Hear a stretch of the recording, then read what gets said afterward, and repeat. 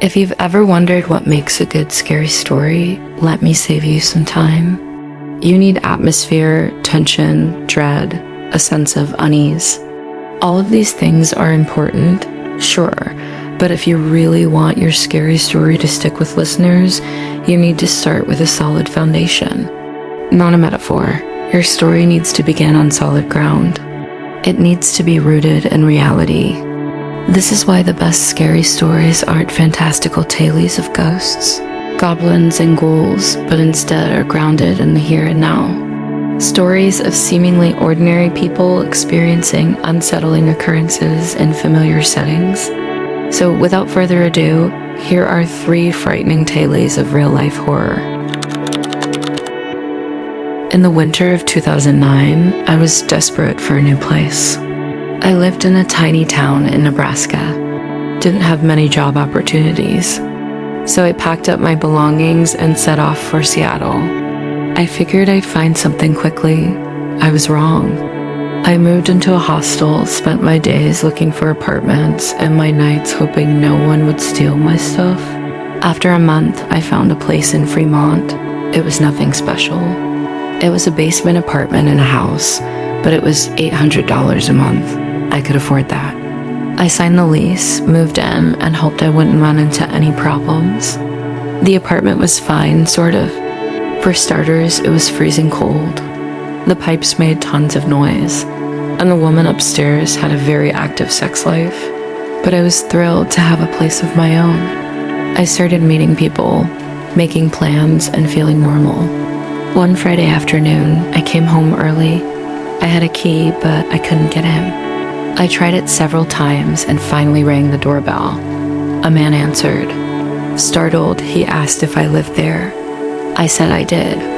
He looked me up and down, mumbled something, and disappeared into the apartment. I shrugged it off.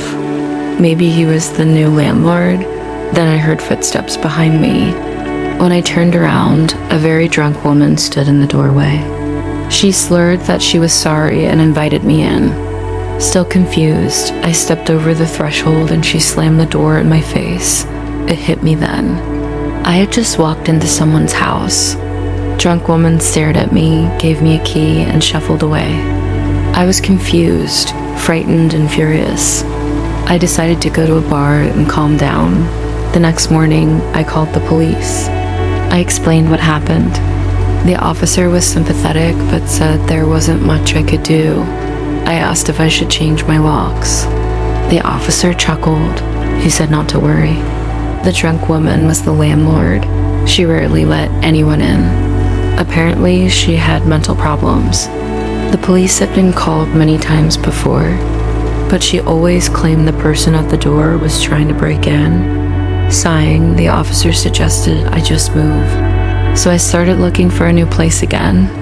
The more I explored Seattle, the more I realized Fremont wasn't such a bad neighborhood. The bus line was great. I liked the houses. And honestly, I liked the drunk landlord. It wasn't too bad.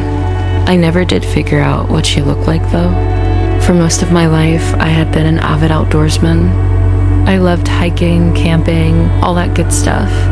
When I was 17 years old, I went on a solo camping trip to the Beartooth Wilderness in the early 2000s. Back then, I thought I was invincible. I figured I knew better than the so-called experts and planned my own trips. So when I arrived at the wilderness and saw a warning sign about bear activity, I ignored it. I had hiked this trail a dozen times. I knew it like the back of my hand. What could possibly go wrong? I unpacked my gear and settled in for the night. Sometime after midnight, I woke up to what sounded like screams in the forest. I was scared, but I told myself it was probably just a bear, but then I heard footsteps, big footsteps, heavy breathing, heavy enough to suggest the creature was bipedal. I sit there listening to whatever out there moving through the trees. Then I heard something snap, something big. I couldn't help it. I screamed and crawled under my tarp. I pulled it over my head and waited. The commotion outside the tent slowly came to a halt. In the morning, I unzipped the tent to the creepiest scene. All around the tent were thousands of little pebbles, and surrounding the tent in a near-perfect circle were hundreds of little divots. It looked like something heavy had been dragged around the tent. Shaken but unharmed, I packed up my things and headed back to the car. On the drive home, I stopped at a ranger station. I told the ranger what happened. He looked me up and down and told me to try to be more careful in the future. As I drove away, I noticed the ranger hadn't even glanced at the divots or the pebbles. I think I'm gonna go back sometime and build a cairn at that campsite. Just in case. This happened when I was backpacking through Europe in 2012. I stayed at various hostels. They weren't the nicest places, but they were cheap, and I was young and traveling with my girlfriend. We checked into a hostel in Amsterdam and met some people from all over the world. It was pretty cool. At dinner, we talked about where we were going next and the different places we had been. Our new friends were planning to go to Prague, so we decided to join them. We bought tickets and made plans to meet in Prague. A couple of days later, we arrived and checked into the hostel. It was old and smelled funny. None of the staff spoke English very well, and our room was basically a shoebox. But it was cheap and we were tired, so we didn't care. Once we got settled in, we went to find our new friends. It turns out they had already checked out and gone to Berlin, but luckily they had left their contact info, so we called them and met up. We hung out together for a few days and then decided to part ways. They wanted to visit Auschwitz, so we said goodbye and went our separate ways. We checked into another hostel and went to bed early. In the middle of the night, I woke up and couldn't get back to sleep, so I decided to get up and get some fresh air. I opened the window to the fire escape and stepped onto the ladder. There was a faint sound coming from the room next door, a muffled talking, but it didn't make any sense. I could hear distinct words, but they didn't form any kind of sentence. America, one of them would say, followed by another voice saying money. And then Berlin, Berlin, over and over. It was creepy. I closed the window and tried to go back to sleep. But no matter what I did, I couldn't stop thinking about the voices, and eventually I gave up and got dressed. I went downstairs to find my girlfriend. She said she hadn't slept either and suggested we go out for a while. We walked around Prague for hours. Eventually, we decided to take a cab back to the hostel. It was 6 a.m. and the cab dropped us off at the front door. As we climbed out, I noticed the door was open. I shrugged and walked inside, and that's when I saw her. Sitting on one of the beds was my girlfriend, fully dressed, hugging her knees to her chest and rocking back and forth, and she was smiling. I asked her what she was doing. She looked at me for a second and then smiled wider. "Do you want to go to Auschwitz?" When I was 12, my family moved to a rural part of Oregon miles from the nearest town. We lived on a big property surrounded by dense pine forest. It was peaceful, quiet, but also completely isolating. The house was built in the 1940s. Old creaky floors, a creepy attic, and a rundown shed out back, about 30 feet from the door. The shed was filled with junk from the last owner. My dad always meant to clean it out, but never did. We mostly stayed away from it. One night, close to midnight, I was under the covers reading with a flashlight when our dog Max started barking like crazy. He was a golden retriever, friendly but alert, and when he barked like that, something was wrong. I peeked out the window. Max was barking toward the shed. A motion light was on, casting long shadows across the yard.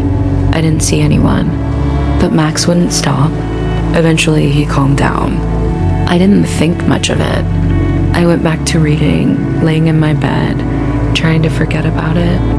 But Max continued to pace by the door, whining softly. The next morning, we found boot prints in the dirt between the house and the shed. My dad said it was probably just a neighbor or a drifter, but I couldn't stop thinking about it. Then it started happening more often. Max barking at the shed, new boot prints, always leading to the shed, but never away. One night, around 2 a.m., I woke to footsteps on the gravel outside my window. I froze. They stopped, then started again heading toward the shed. I looked through the blinds. The backlight flickered on, and I saw him.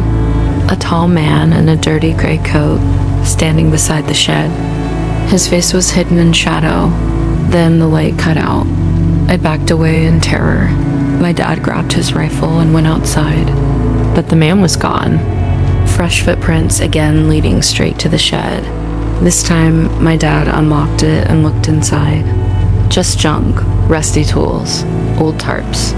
He reinforced the doors and put on a new lock. Things calmed down until Max disappeared. We searched the woods, the road, even neighbors. Nothing. Max was just gone. That night, I couldn't sleep. I lay in bed, thinking of the shed, of the man. At 3 a.m., I heard the back door creak. I tiptoed into the hallway. My dad was already up, rifle in hand. We moved to the back window just as the motion light flickered on, and there he was again, the man, standing by the shed. But this time he was holding something in one hand, a knife. In the other, Max's collar. My stomach dropped. I felt weightless, like I was going to collapse. My dad shouted and raised the rifle, but the man bolted into the woods. Police searched the area but found no one. What they did find made me sick. Inside the shed, the dirt floor had been cleared. Symbols and disturbing images were carved into it. Animal bones piled in a corner. Worse, a false wall panel had been opened. Behind it, a backpack filled with wallets, watches, worn clothes belongings that weren't ours. There was also a notebook filled with incoherent writing, strange symbols, and drawings of houses, families, ... and eyes. I believe it was a message. He was watching us, like he'd watched others before. We packed to leave that night, but as I looked out my window one last time, past the shed and the police tape fluttering in the breeze, I saw a face. Just beyond the tree line, I blinked and it vanished. I screamed for my dad, told him he's back. My dad grabbed his rifle again and ran out screaming, firing into the air. He was furious. Years passed, I still get chills when I think of it. And I know people will say I'm overreacting, but I know what I saw. It wasn't just some lunatic trespasser. This guy knew how to hide, how to stalk. And now that I'm older, I understand something. When we moved in, we brought all our stuff from the city. Electronics, furniture, appliances. As soon as he knew we weren't home, he came to take them, or maybe worse, he wanted us. He wanted the family. For years, I've dreamed of that shed, of the smell of mildew, dust, fear, of running from something I can't see, only hear. It follows me. Even now, it's quiet. But sometimes, when I least expect it, I hear a noise. A branch snaps, a door slams, leaves rustle. And when I turn to look, it's always empty. Because whatever was in that shed, it's not here anymore. Well, at least it isn't here now. I don't ever want to go back and check. I hope that answers your question. Thanks for tuning in. If you liked this video, please consider subscribing and giving us a like. Also, if you have an experience you'd like to share, you can submit it through the link in the description. Until next time, remember, the scariest monsters are the ones that exist.